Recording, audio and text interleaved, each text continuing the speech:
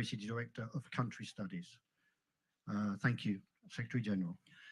Well, good morning, everyone, and welcome to this launch of the OECD economic outlook. Global growth has continued at a resilient pace, driven by the front-loading of trade in anticipation of higher tariffs earlier in the year, by strong II investment, and by supportive macroeconomic policies.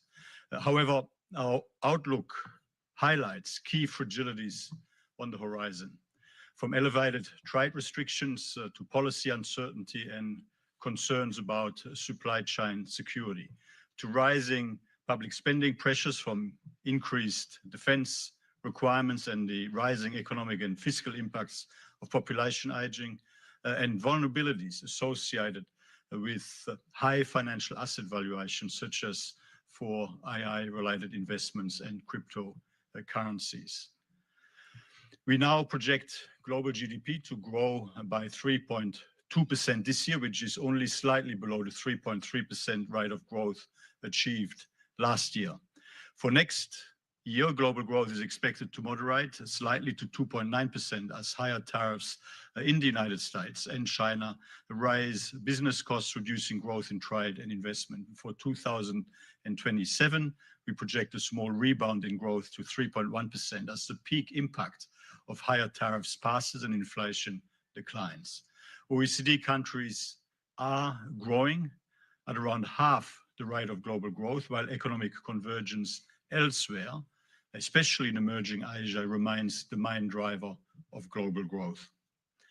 Activity in the technology sector has been strong, boosted by sharp increases in investment in AI and other digital technologies, with industrial production of computer and electronic products having increased much more than total industrial production across countries and regions. In the United States, technology investments are driven in particular by imports of information and communication technology products were a key driver of economic activity in the first half of this year. Fiscal and monetary policies have helped sustain activity. OECD's countries' primary deficit, that is a government's fiscal deficit excluding spending on interest payments, continues to be significantly higher than in 2022.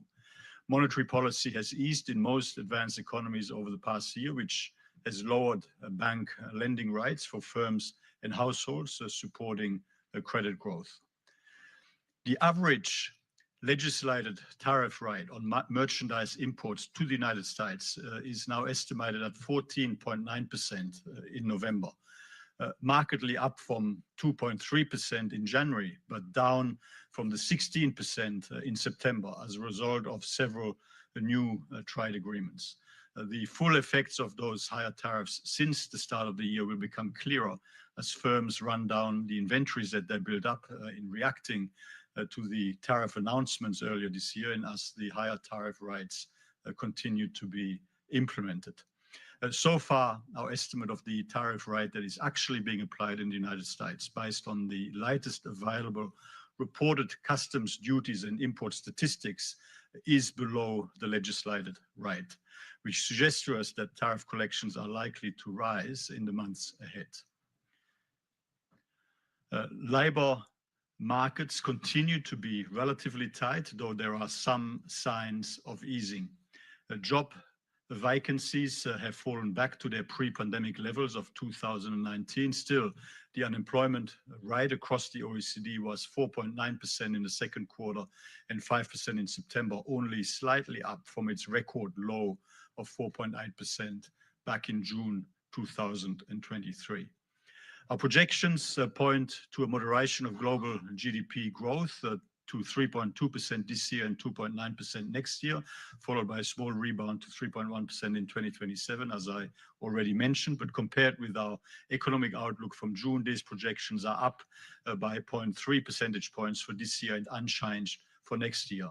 Highlighting some country-specific developments, in the United States, growth is expected to slow from 2% this year to 1.7% next year as higher tariffs take full effect, while for 2027 we project a small pickup to 1.9%.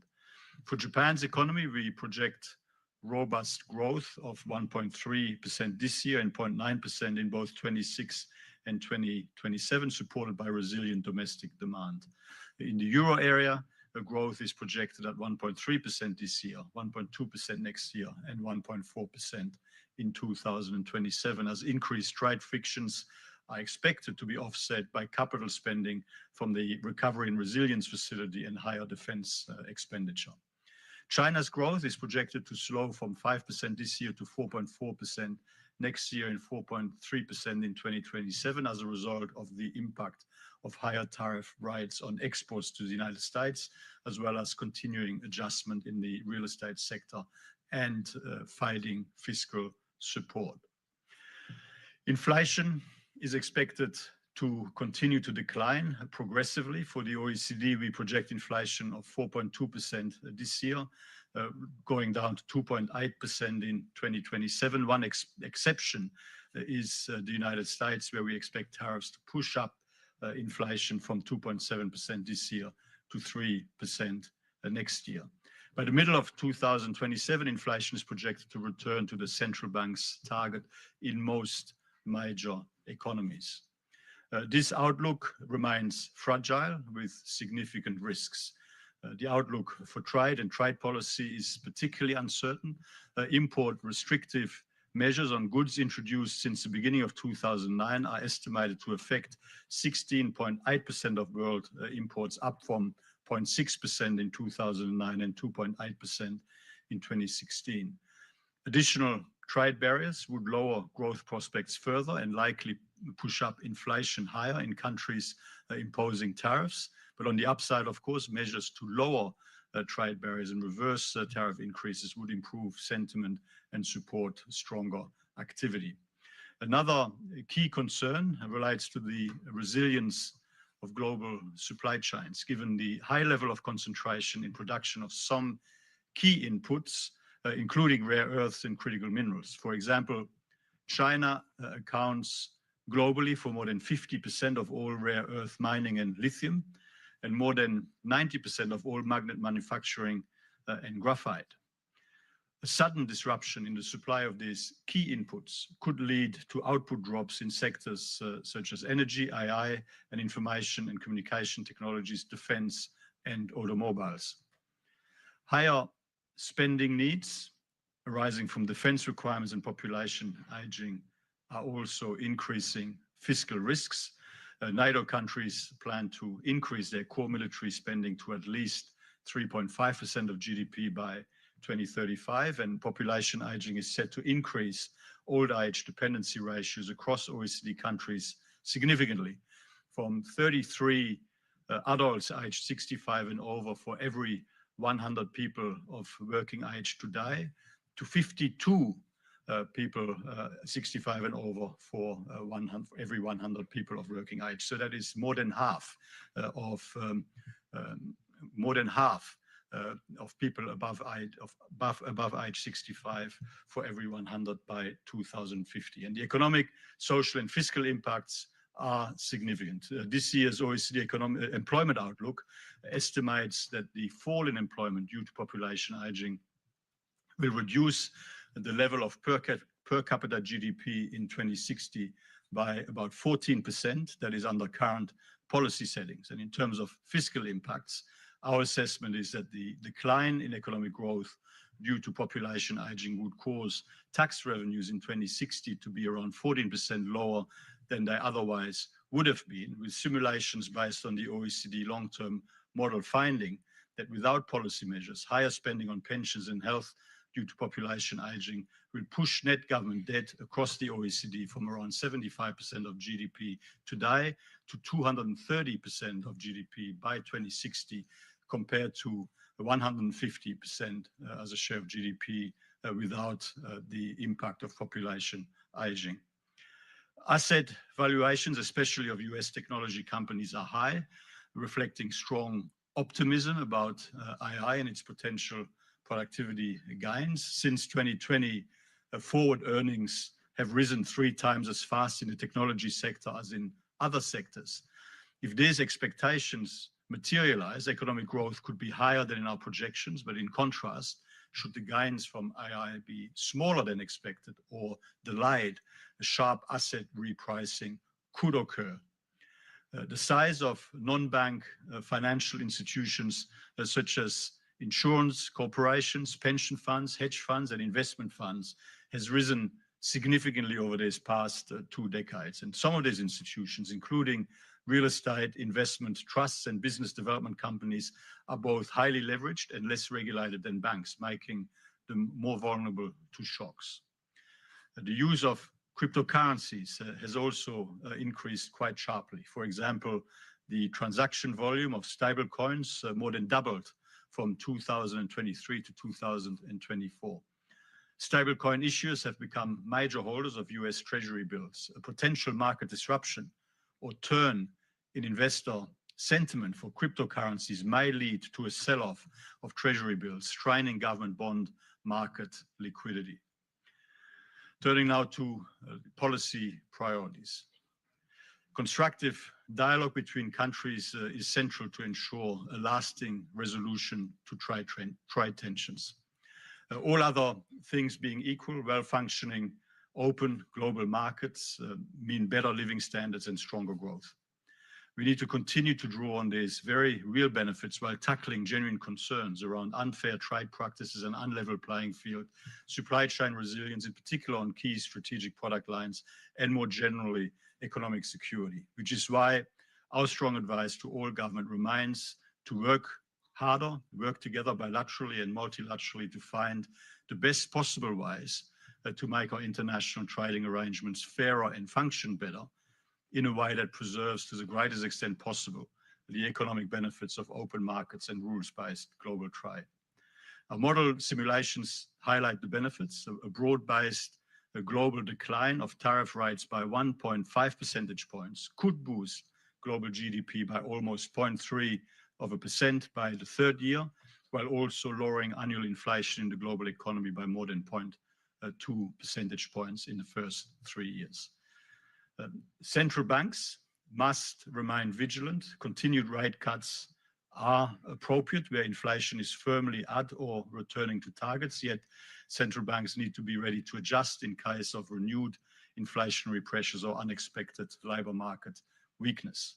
Most major advanced economies are expected to continue to lower rates or hold rates steady over the next few quarters, with the exception of Japan, where the policy rate is projected to increase from 0.5% to 2% by the end of 2027 as inflation becomes more firmly anchored at the central bank's target. With the importance of non-bank financial institutions rising, private credit, that is lending by non-banks to households and firms, has expanded quite significantly to around 11% of bank corporate loans last year. Financial regulators should ensure effective oversight of non-bank financial institutions through timely data collection and by stress testing to identify exposures and mitigate systemic risks. Fiscal discipline is necessary to tackle high and rising public debt and to maintain and to rebuild fiscal space to react to future shocks as well as fiscal structural pressures, structural spending pressures. Last year, public debt in the OECD stood at 111% of GDP, which was up from 73% back in 2007.